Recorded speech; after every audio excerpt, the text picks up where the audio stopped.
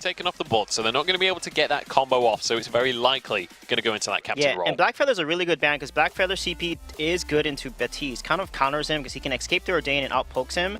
Cloud9 will probably ban the Lyra here. Actually, don't ban Cruel. They leave the Lyra open because Lyra and Grace are both available. Right. So they're basically telling Nova, okay, you can have one of the healers, we're going to go ahead and take the other. Interesting. Yeah, make sure that, you know, that Baptiste is always going to be a flex pick in between the jungle and the captain role. So make sure that if they do flex that to the jungle, the other healer will be still but Lyra available. and Grace aren't as good into Vox. I mean, Grace could be because of the Echo heal, but Vox can dance around her and avoid the Holy Nova stuns, and he's super mobile character. So Cloud9 has the upper hand here because the fact that Vox just works well against Lyra or Grace, so they can get either one and they'll be fine. Well, it is going to be the Grace coming out for Nova.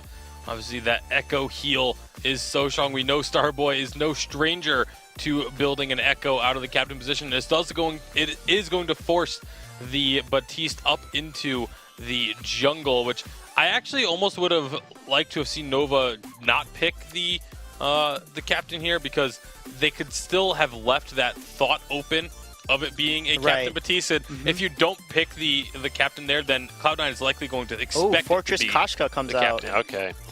Another very aggressive composition. We've seen something very similar earlier on today. This time it's going to be Cloud9 piloting this composition, but this is kind of similar to when you see the Crawl and the Koshka, in that it's just all-out aggression and then the Vox to follow it up. It's all-out aggression, but it's also very smart because Fortress is another way to apply mortal wounds. So they can now apply mortal wounds through the Vox and the Fortress and have both of those damage dealers have reduced healing, which is going to be integral against a Grace. If you can diminish the amount of healing coming out from her, you've basically gotten yourself a team fight victory. It's also not a burst focus composition.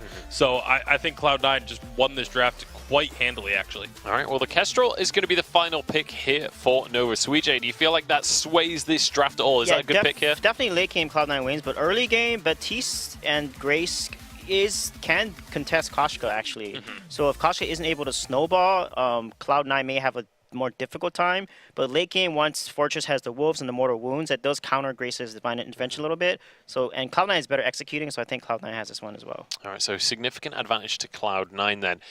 Is there anything Nova can do to deny that happening? Do they just have to win before you can get to the late game, before things can scale up? Yeah, that's really their only chance here, is to try and shut down this Koshka using the Grace Baptiste. As we just said, they do win early game with that if they execute properly. And if they can shut Koshka down, she never really gets going. Okay. And so that's really their best way into winning this game, is to prevent Joseph from having really any impact. All right, well, it's always going to be a difficult task to shut down I Love Joseph. We'll see if Nova have got what it takes to make that happen. Let us know on social media if you believe in the Nova comeback, or whether you think Cloud9 are going to grab this 2-0. Use the hashtag Vainglory8 and get in touch. But it's time to jump on into the second game of this semi-final and see if Cloud9 can finish things out with a clean 2-0, or if Nova are coming back on in. We'll see if they can come back into this one. Cloud9, though, looking so dominant. Joseph on the Koshka as well. That looks all too scary when your life is on the line. Yeah, Joseph, I always felt that Koshka is epitomized what I felt Joseph's play to be like.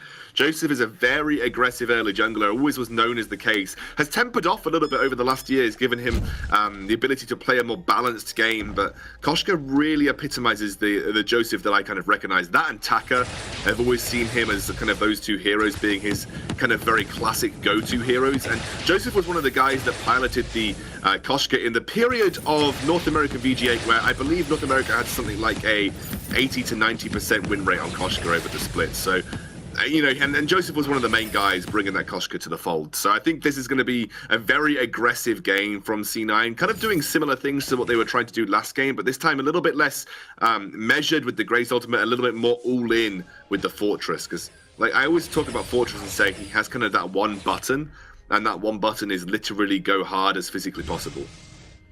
Go hard or go home. I mean, that's exactly what Joseph wants, right? He just wants to jump in, make sure Gabe Bizzle's at his side, and then delete one target.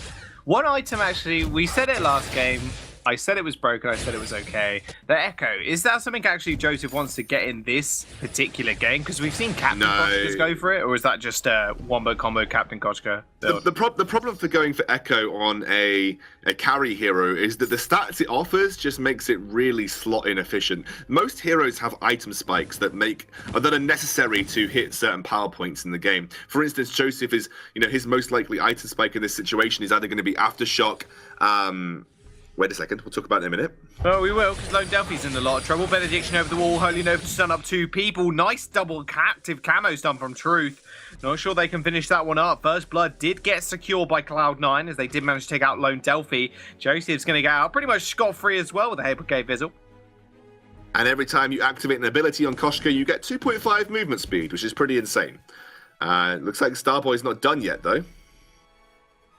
I don't know. I think Starboy should just hightail it out of there. Does use the boost. Joseph goes back in once again. Ordain stuns him up, actually. But Old School and Gabe Vizzle will be there for his protection. They're his guardians at the moment.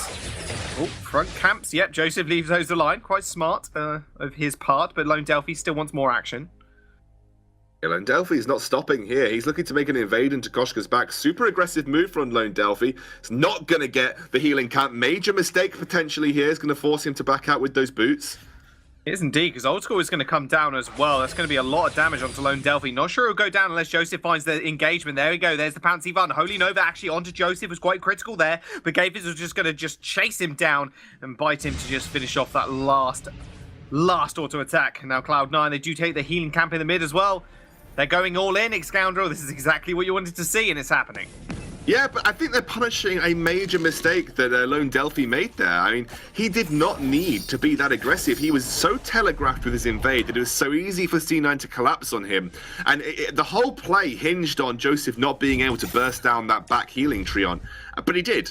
And Lone Delphi messed it up. And that was so critical to winning that fight and that sort of set of back invades that if you lost it, you just end up losing it in the whole fight entirely. So it was a very risky play that relied on a very specific set of circumstances. We've got another fight, Old School, going low. That was very, very close. If Truth hit that first glimmer shot, he might have taken him down. Didn't actually hit one again, but Old School had healed up in the meantime. They want to make plays happen. They want to make revenge happen. That's exactly what they're looking for. Joseph looking like he wanted to come for a little flank there, but it didn't happen. It wasn't anything too much to gain in that portion of the map. Juggle has intensified, however. That means the item shop is down and available now for the whole of the players. I was going to say the whole of Cloud9, but it's available to Nova too. It's just if Cloud9 actually want them to let them actually use it. That's another question entirely. So you were asking earlier about why Joseph might not go for an Echo on this Koshka. Again, Echo is actually, as an item, very slot inefficient. So when you buy it, the actual stats that you get from the Echo are really bad. Like, really bad. Just the actual stats that Echo provides are just not good enough for a carry. So it's good for captains, because captains don't necessarily need a huge amount of slot efficiency, because, they don't buy their items for the stats. They buy their items for the actives. And where did Joseph? Joseph. Yep, stun after stun after stun. That's a perfect rendition of what Nova want to pull off in late game. They do manage to take out Joseph for the first kill. Joseph, I don't really know why he was positioning that aggressively without support from his team. There was no need to be that far up. It's not worth it to steal the forward double camps in most situations, so just gifted them a free kill over to Nova, and now they're going to try and put pressure onto this tier 1. Actually going to get the Ordain down onto Old School here. Yeah, he's going to be able to get out, though. Bad Mojo draws a couple of them as well. They're going to escape. No worries. Cloud9 shrugged that one off and lived to tell the tale. Now Cloud9 are going to get lane dominant control. Joseph has hit that level 6 mark though, so he does have the yummy kind of frenzy. And he's going to be very close to actually getting his Aftershock power spike too. A big power spike for a CP Koshka. Joseph does this thing, and a lot of other, I see him do it on Taka as well, where he builds towards a Shatterglass and builds the Heavy Prism first and picks up the Eclipse Prism. But only uses that for the straight up burst damage that those two CP combines provide, and then goes straight for the Aftershock because it's a straight up bigger power spike and easier to achieve. Ordain onto Joseph. That was a clutch fountain by Gabe Vizzle to keep him alive. Man, Lone Delphi is just not letting him have a moment's rest right now. Ordain after Ordain after Ordain. Beautiful combination with Grace as well with the Holy Nova. If they can call that off again and again, Joseph will have nowhere to run. Joseph needs to get that Aftershock and then needs to go as a matter of priority towards a reflex block. I mean, Batiste is considered a counter into Koshka for the sole reason that Koshka, as her Blood Rush heroic perk suggests, super reliant on being a mobile, hard-to-catch carry. If you get ordained, you limit the only thing that makes Koshka so, well, not the only thing that makes Koshka so powerful, but one of the major things that makes Koshka so powerful, which is her ability to be uncontested in sort of a mobile early game. And ordained really shuts that down. It limits her to that small area for a very short period of time. Because she's so squishy naturally, it makes her a sort of a shooting range for truth. So I'd like to see Joseph prioritize that reflex block as soon as possible after finishing the Aftershock, which he can now do. Can get the Aftershock if he likes. He could also go for a Shatterglass, which would be allowing him to get the burst down, but the Aftershock is a better power spike for him and allows him to invest towards a reflex block, which is where he's going. Wow, it's almost like you telegraphed that, Excounder. I love it. Love your colour work. Well done. Well done. It's better than I could do. It wasn't difficult. Yeah, I know. I know. I'm just taking the mickey. Now C9. They are just posturing towards this gold miner now. It's rather full at the moment, but we have got another power spike hitting here for Old School. Has finished those 2 items. Although Ordained does land, actually. Oh, gave Vizzle in a lot of trouble. There's the attack of the pack, though, to keep him nice and healthy. They can jump straight onto Lone Delphi. Big heal, big stun as well from the Holy Nova, but it wasn't going to be enough. Truth just gets dived underneath the turret, and Joseph actually pays her out with his life. Truth ends up sniping him out. Joseph ends up falling, as well as Lone Delphi. Both junglers do bite the dust. Okay, Vizzle almost went down to the start. Had to pop Crucible even, just for the innate shielding he got from that to actually keep himself in the fight. It felt like Gabe Vizzle was about 2 seconds up ahead of where he should have been there. I think it was a good opportunity to search for a fight, but not the right opportunity for C9 to fight, because like it was good for Gabe given his position, but C9 had to do so much work to actually catch up to Gabe. You saw that both Joseph and Old School had to both pop their boots just to get into range of that fight. And actually, Joseph had his ultimate still up that entire time. Truth didn't use his reflex block either, knowing that it's so important that he saves that solely for the Koshka ultimate. So it was a really nice little set of trades, and Joseph held on to his ultimate because he knew that it'd get reflex blocked, and especially into turret, that's a small section of time where you just don't want to be taking turret damage and would rather be dealing damage outright with your basic attacks. And Truth held on to it, knowing that the Koshka ultimate, if it landed, could spell his doom. So a little bit of a back and forth between those two. Truth getting the upper hand and has gone for an infusion at level 8. Scalp traps are going to show Gold Miner, and C9 are just going to start to put pressure on it here. They are split though. Old School in lane still. Infusion actually picked up for Joseph, so signaling he does actually want to fight. Lone Delphi hasn't got one for himself. Cloud9 are just going to back off though. They don't want to take the fight at the Gold Miner, as Old School takes a little bit of damage in lane from Truth now. Both of them a nice little power spike each for each of themselves. Sorrow Blade, Tension Bow for Truth, and we do have Poison Shiv and Tension Bow for Old School. Now, what is the play here from Cloud9? They've managed to make these fights work, but with Starboy hitting that level 6 mark and that Divine Intervention being available, it's going to be very hard for them to execute one target. Yeah, hard for them to focus down on target now that the... wait a second. Well, they might just find it right now. Attack of the Pack does get popped. That wait for it just ends up missing. Joseph trying to find entrance into that fight. Beautiful stun there coming through from Starboy. They're just going to turn this one around completely. Joseph ends up falling down first. And Old School trying to kite back as much as he can. Just dives in the enemy team. Just doesn't really care at that point. He knew he was good as gone. And now Gabe Vizzle. One shot, one kill. Lone Delphi is going to chase him up. Benediction ordained. And you are done so. Nova do find the ace, find a triple kill meaning the ace. Starboy though, beautiful Holy Nova to start that all off. Yeah, that Holy Nova literally turned the engage round, and I actually think Grace is so good into this composition from C9 because they do want to run at their target. You know that I talked about the fortress really only has one button, and Koshka does as well in some respects, and that is just jump on your target and run them down. That is what Grace loves. Grace naturally, the B is so hard to hit for a reason. It's a very impactful ability when it does hit, but it can be quite hard to land against highly mobile teams. But a team that runs you down, all you need to do is stand in front of your carries and channel the Holy Nova. And it's either going to force them back and buy your carries some space, or they're going to get stunned.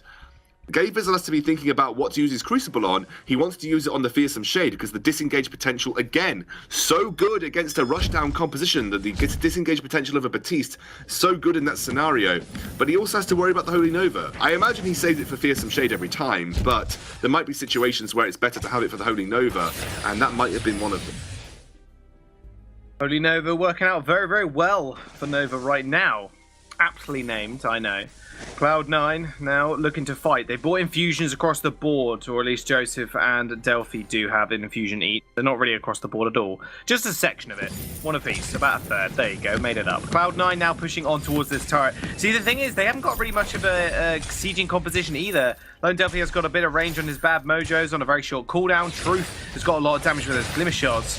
Cloud9, they have to look for these fights, or at least a pick. It's kind of imaginable, like it was like game 1, right? It was exactly the same, where they couldn't really step up to the turrets because there was too much clear for Nova. So they're in the same situation again. Maybe looking for a small engage here. Gabe Fizzle does end up jumping in. Wafer comes out, attack of the pack as well. Beautiful Holy Nova once more, but that is going to be a massive Yummy Cannon Frenzy on Delphi. And the Divine Intervention just didn't matter at all. It was Old School, and Joseph just ended up just bursting him through it. And now Starboy on the run, but just like Cloud9 are just going to take this forward healing camp. Maybe even the Gold Miner, although not too healthy at the moment. But with that turret going down as well, again, they are just losing out here. Yeah, they get a kill, but it doesn't mean that they get a huge amount from it, unfortunately. I do like the way that Gabe has decided to build again. He's basically playing body blocker extraordinaire. Just basically face tanks everything with this metal jacket. He's face tanking the glimmer shots, he's face tanking everything he can, and that allows his team a bit more space. Starboy did a really good job with the Holy Novas in that last fight, to be honest, once more, but they did manage to land a Yummy Catnip Frenzy onto Lone Delphi, who I don't believe had the time to use his reflex block on it, which then allowed them to lock him down, and despite the Divine Intervention, which almost turned the tide of things, and that is only a level 1 Divine Intervention, by the way, it's only going to get worse for C9 the more levels that gets invested into it. They did manage to take him down. And the Echo as well. That'll be, I can imagine, the next item. Oh, Truth, maybe in a little bit of trouble. Wait for it does end up missing, so Cloud9 can't really find anything off the back of that one. Attack of the Pack wasn't available as well. Something else to kind of keep in mind. One of their main sources of engagement right now is that Attack of the Pack. Lone Delphi, he has been picked on. You can tell that by his scoreline 1-4, but Truth, that's where the damage is. He's 4-0 at this moment. Tension Bow, 1 Monocle, and a Sorrow Blade, looking pretty good. Well, Dane does land onto Old School. Joseph jumps in, but no, I think Cloud9 are just going to disengage. One of the things that the Attack of the Pack will do, it does allow you to chase down a Kestrel quite nicely. So you can keep a wolf on her at all times, and it basically forces her to attack it and sort of delays her ability to slip into stealth. So that's one of the things that the Fortress can be pretty good at, just, making sure that you're able to keep tabs on Kestrel at all times. But otherwise, that's pretty much it. Like, it'll buy some fortified health for Gabe Fizzle. One of the main aspects of Attack of the Pack is that the fortified health is so good at sort of just allowing Fortress to act as that frontline engager, and the Metal Jacket's going to make it even harder to get through that fortified health that he generates from his ultimate. For Cloud9, they're going to start up this Gold Miner, however. And saying that, the gold lead actually is in favor. Oh my god, I thought that was the steal then. My heart leapt for a second. I'm sure Cloud9 did as well. Gold is in favor still of Nova, about 2,000 now in the lead. Very hard to sometimes keep track, as it sometimes just ricochets out of control, the gold lead, but infusion's finished again for Joseph and Old School, so they need to look for this fight. And Breaking Point as well got finished for Old School too, so definitely looking for a little something here. But the problem is, I mean, not a problem actually. Let me flip that sentence around real quick. One of the things that Cloud9 and these top teams from NA do, and EU the same, doesn't matter if they've lost a turret. They could just go, okay, so we lose a turret, that's fine. We're still going to fight you on an even ground, which is one of the reasons why they're such a proficient team, and one of the reasons why they're considered one of the best teams as well. Their ability to fight from behind. Because most teams, you just normally see them crumble when they come up against Cloud9, and Cloud9 do take that first turret. They're doing a fantastic job of staying in the game at the moment, both in aggressiveness and just putting down that vision too. Cloud9 choosing to take a trade on the Crystal Sentry, which is ultimately going to result in them losing their tier 2 turret in lane. Unsure how worth that is, but the one thing that you do have to remember as a dive composition is the quicker you can take Crystal Sentry off the board, the less of a safe haven the enemy has to retreat to. Actually, Cloud9 looking for a flank. They lose 2 turrets, definitely not worth it, but they have to try and find a fight here. Yeah, Attack of the Pack, and Wartread's going to get popped from Nova here. They are in the base of Cloud9, so Cloud9 have that advantage inherently. Beautiful use of the Holy Nova, but Truth is actually just going to be the target for all of Cloud9's fury. They do end up taking him out. Joseph very low on the sidelines here. Bad mojos are like for Lone Delphi. He's just trying to get out alive. Triple Holy Nova will just make sure he's alive for the moment. Starboy does end up going down as well. They lose 2 turrets. They take a Sentry, but still, one of those 2 kills was important for Cloud9, but they're just losing map objectives here. Yeah, I don't think giving up 2 turrets for 1 life on Crystal Sentry is worth. If Cloud9 had taken 2 lives of Crystal Sentry and that 3rd one had bought them the entire, opening up the entire jungle of the Nova lineup to sort of chase them down in, then maybe it could have been considered worth, but even then, that's a stretch. But they did get the team fight, which is going to allow them to put pressure onto this Kraken now. And if they get Kraken, you would imagine that's a decent trade for C9 in their books. They got the flank onto the Nova lineup, they get the Kraken off the back of it, and that will allow them to secure their own turrets. It doesn't even look like Nova want to contest. I don't even think C9 realize that Nova are not contesting. They're not even going to take Kraken. They're so scared because of the lack of vision that they have. They aren't going to take Kraken, and Nova didn't even try and contest it. Our Truce one-shot, 1 kill was on cooldown as well. Oh man, this is such a head-in-hands game. Well, from our perspective, and the viewer's perspective as well, but Cloud9 thinking it was more of a safe move to back off from that Kraken, didn't want to take a fight to Nova just yet, but now Nova just dominant control over the vision on their side of the jungle and the vision on that Kraken. Now they're just going to meet Cloud9 in lane, and Cloud9 wondering, could we have taken that Kraken? Was that a possibility for us? I'm sure if they watch the VOD, they'll be kicking themselves. Yeah, but it's just the lack of vision that they had on that side of the jungle. They had no idea where Joseph gets locked in. Major issue. Gets locked in. Yeah, triple silence though comes out from Old School. That's one big bad mojo. And in fact, Nova may be looking for a re-engagement here. War Treads has been put from Starboy. Has finished that Echo as well. So team fights are going to be devastating from Nova. But they're going to start the Kraken. They're going to get it for free as well, it's Scoundrel. Yeah, and there's only 2 Vein Crystal turrets left alive for C9. Could this be Nova finding a game against the unified Western live champions? Although their split performances after the championships haven't been the kind of C9 that we knew, they are looking to set up a surprise gank here. Are Nova going to see this? Are Nova going to see this surprise? I don't think they're going to flare this one out. Oh, they're going to jump straight onto True. Takes a whole front load of damage. Beautiful fearsome shades. And that's another divine intervention onto Truth. He does end up going down in the end. It actually Starboy heals himself up as well. Beautiful knock up as well. Holy Nova, just such a ridiculous ability. Starboy is going to go down. He's going to pay for it with his life. That'll be 2 kills for Old School. Lone Delphi does get the stun onto Old School here. They're going to have to chase him underneath his turret, but they're not too worried whatsoever. As Gabe Bizzle is going to come up pretty big. Ace for Cloud9, a triple kill, delayed triple at least for Old School. Kraken still marching on their base. They have to deal with it now. It's going to take one of their crystal turrets. I don't know. This might get 2 crystal turrets here. It's going to be a very, very tough race. The burst damage from Fortress is pretty good at dealing with Krakens, and actually Joseph coming back up, that means they should secure it. It will be close though. It's only just gone below half HP. If they lose this turret, that's a major blow for C9 here. Again, it will be close. Attack animation was winding up, but Kraken didn't end up going down. Oh, that was close. 1-shot, 1 kill from halfway across the map. Did almost execute that turret. Worth a try though, only a 30-second cooldown. Not bad, not bad. I mean, now Cloud9 are on the ropes. 2 glimmer shots will kill that. So they need to be still very wary of a backdoor here. And that's why you can see Gabe Bizzle just laying down scout traps now, because he absolutely needs to. Got to realize that how influential a backdoor could actually be here. There is just the ability for, especially with Grace, for them to charge a turret and take it down. C9 had to be very wary about finding their engagers properly too. Joseph also stacking his armor in a 1-2 format. We've seen him do this before. Just basically using his slots to get as much armor on the board as possible without having to upgrade to a metal jacket. Just stacking armor, knows he needs it to survive here against Truth, who basically 2-shot him in that last fight. Yeah, Truth's got all the protection in the world though. Starboy, you know, he's got 3 levels in his ultimate. He's got the Echo as well. He's receiving more than enough protection. Starboy couldn't save him in that last fight, at least saved him for a little bit to get a little bit of extra damage off, which did cause them to end up losing all their lives, but the Kraken obviously was their price. Oh, C9 out of position here. They could just have Kestrel go for the back door. That's exactly what they're doing. Truth is just going to go for it. They're going to jump straight onto Lone at Delphi. They don't know this is happening. Divine intervention to keep him alive. There goes the Crystal Sentry, or the turret even. That's done it. Truth has just done it. The backdoor from Nova has just won them the game, and they're staying alive in this best of 3.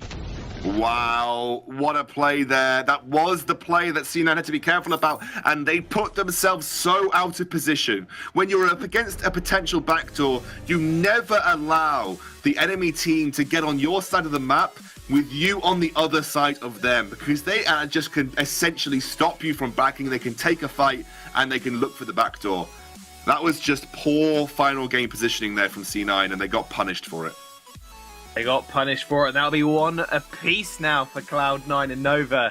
Such a tense best